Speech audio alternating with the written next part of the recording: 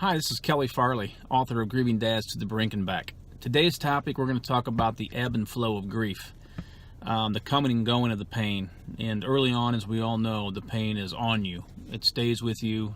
You live it every day, feel it every day. Seems like it will never go away. But fast forward to me being 10 years out, I can tell you it does go away. It just doesn't happen overnight. And it changes. Let me change it. Let me strike that. It doesn't go away. It just changes. It evolves. It's not as painful as it is early on, but it just changes into something different. Early on in my grief, after losing my son Noah, there wasn't much ebb and flow. It was pretty much, I was in pain, in a lot of pain, and every day was dark. Every day was gray. The despair was just tremendous. I didn't think I was going to survive it. Once I decided to go see a counselor, I would sit in her office and I'd get there and I'd sit down and I'd just start bawling. I'd bawl for like a whole hour. And I would ask her, am I going to survive this? Is this survivable? Am I going to survive it? And I was serious. And I'd ask other people in my life, am I going to survive this? Because I did not think I was going to survive it. It took a long time and a lot of convincing for me to believe that I was going to survive the pain that I was feeling. Now, I ended up going to another support group at a different, I think it was a medical facility, it was a hospital that offered grief support for people that have lost children. And I went to it, my wife and I went to it, and it was a cold fall night. I remember a lot of leaves on the ground. Walking in this place, it was raining, probably in late October, early November here in Chicago, so it was cold, or getting cold. And I go into this place, and there was one guy in there. He was the guy that was facilitating it, and just my wife and I. And no one else showed up that night. But I was telling this guy how I was feeling, and he gave me a really good tool to use. Actually, he didn't tell me that night. One of the things he did say to me is, hey, if I didn't know any better, I'd feel like I was talking to a woman, which I was kind of taken back by that comment. But I'd already learned at that point that it was okay for me to start opening up, for me to start telling my story. So I was doing it. I finally got comfortable with being what I'll call transparent.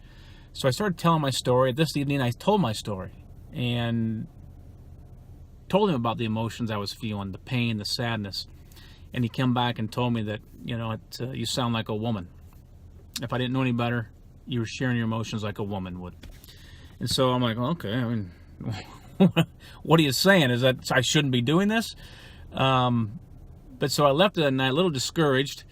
And about a week later, I was kind of having a panic attack. And so I called him and said, hey, I'm still not feeling good. I need some help. And he says, do me a favor. He goes, I'm going to give you a tool that I want you to use. And it was kind of like journaling, but it wasn't. It was basically a way to track how you're feeling. So I set up a spreadsheet. My background's engineering, so spreadsheets come naturally to me. So I put it on a spreadsheet and just rated myself from 1 to 10 twice a day. So in the AM when I got up, I was like, okay, how am I feeling today? And I'd go into the office and I'd write down, okay, today's a 10, or today's a 0. 10 being your best, 0. And most of the days were 0 to 3s. But I did this for a year. And fast forward 2 or 3, 4 or 5 months, I would have a really bad day. And I'd go back and look at that chart and say, well, wait, 2 weeks ago I had like 3 decent days. I was actually at a 6 for like 3 days. Oh, look, you actually laughed today. Okay, you ate all 3 meals today.